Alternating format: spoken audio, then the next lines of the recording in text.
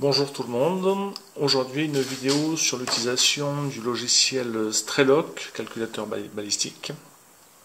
Donc sur votre téléphone vous allez le trouver dans vos applications, donc Strelok.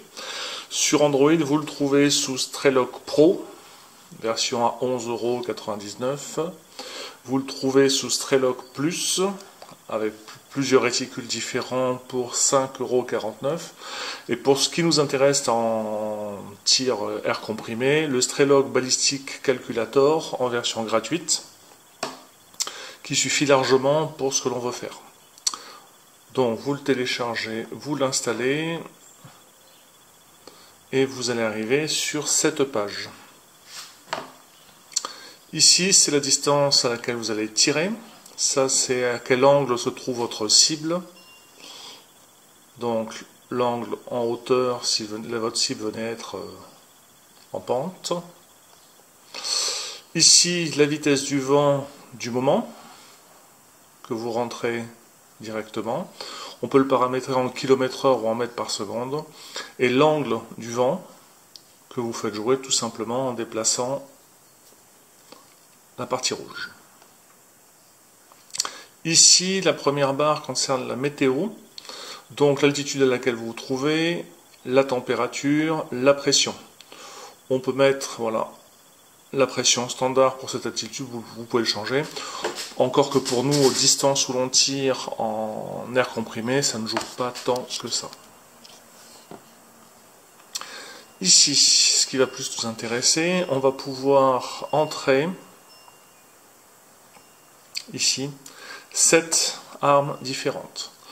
Donc j'ai rentré ici, pour tout ce qui va être enregistré en dessous, la Maverick VP Edition en 5.5. Ici la partie concernant la lunette. Donc à quelle distance elle est 0T? 0T à 50 mètres. La hauteur d'anthrax entre la lunette et le canon sur la mienne c'est 7 cm. Ensuite ici les clics verticaux et horizontaux. On peut choisir si on est en MOA ou en milliradian, en pouces ou en centimètres ici. Moi c'est donc le milliradian. Et comme chaque clic vaut 1/10 de milliradian, donc 0,1. Ici vous allez pouvoir choisir les différents types de réticules de lunettes. Pour l'instant je l'ai sur le premier, le 1000 dot USMC, le plus classique. Ici on retrouve les distances de zérotage, l'altitude, la température, la pression.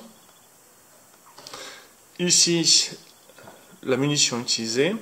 Même chose ici, on peut rentrer 7 munitions différentes. Comme vous le voyez, j'ai rentré ici les GSB ou les FX 16 grains, les ADS 16 grains également, les GSB lourds, les Heavy à 18 grains, et ensuite les Slug 22, 23, 25 et 28 grains.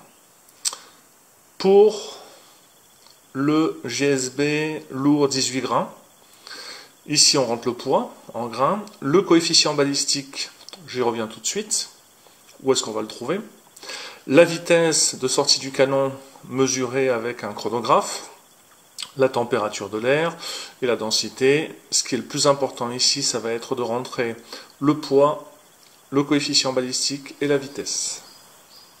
Pour ce qui est du coefficient balistique, sur cet excellent site page Facebook J'aime tirer au plomb Team Plombé, vous allez tout simplement aller ici dans la partie fichier et vous allez trouver ici coefficient balistique plomb et slug en format Excel ou en format PDF. Vous cliquez dessus, vous le téléchargez, vous l'ouvrez et vous allez tomber sur ce tableau.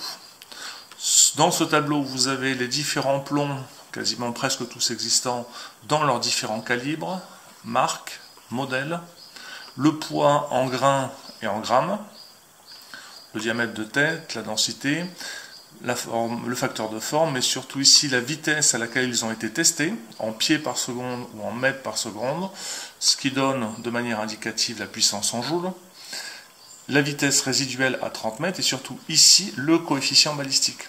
Donc selon votre plomb, si je reviens, je descends ici au plomb choisi tout à l'heure, donc ici en calibre 5.5.22 le JSB exact EVI de 18,13 grains ou 1,18 grammes.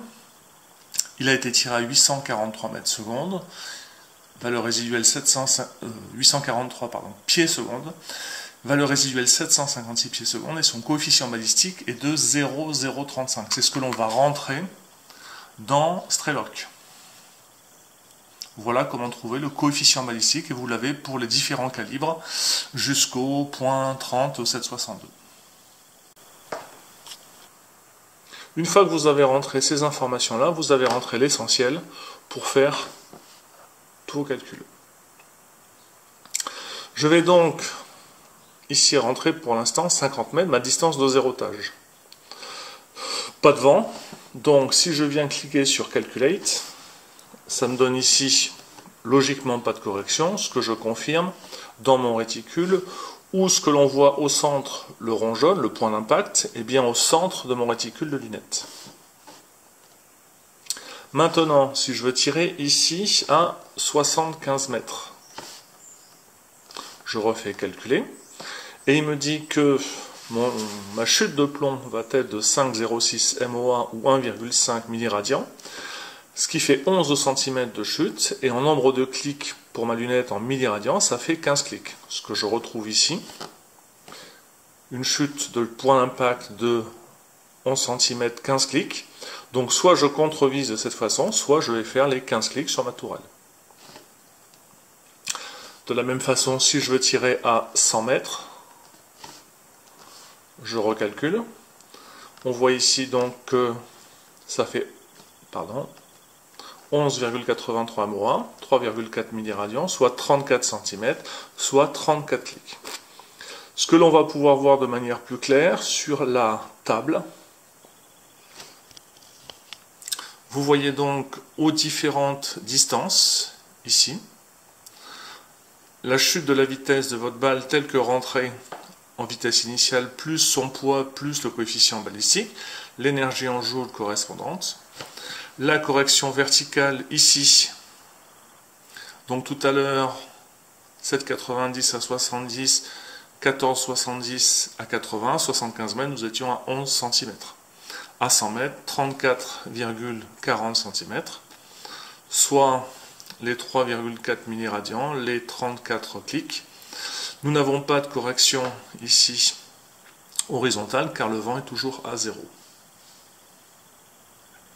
Donc voilà comment, très simplement, ici, soit compenser avec votre graduation de réticule lunette, soit mettre le nombre de clics correspondant pour être en cible directement. Si maintenant vous avez du vent, mettons que nous ayons un vent de 15 km/h, avec un angle, mettons, qui vienne de la droite, un petit peu devant, on reclique sur Calculate, ça va nous donner les corrections non seulement verticales, mais les corrections horizontales, ce que l'on va retrouver surtout dans notre table, là ici.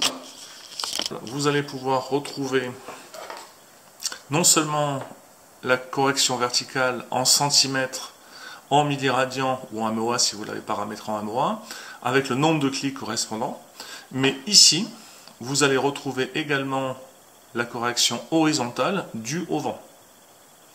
Donc vous voyez quand même que ça dérive à 100 mètres de 3,32 milliradians, soit 33 clics, autant que la chute verticale. Sur le réticule, on voit très bien ici que par rapport à notre point visé, notre point d'impact a chuté à 100 mètres des 33-34 cm, mais a dérivé à gauche de tout autant. Si maintenant le vent venait à changer d'angle, mettons, il suffit simplement, si je dis qu'il vient non plus de la droite mais de la gauche, je change l'angle, je refais un calcul, je retourne sur mon réticule et on voit bien que là du coup le vent venant de droite fait dériver notre point d'impact, venant de la gauche fait dériver le point d'impact à droite. Voilà donc un petit logiciel très simple et qui va vous permettre soit en contre-visée, soit en réglage de clic, de quasiment presque à tous les coups taper votre cible et après vous pouvez affiner pour vraiment taper le centre de votre cible. Donc un petit logiciel que je recommande fortement, très sympathique, très simple à utiliser, finalement bien moins rebutant qu'on pourrait l'imaginer au premier abord. Bonne journée à tous!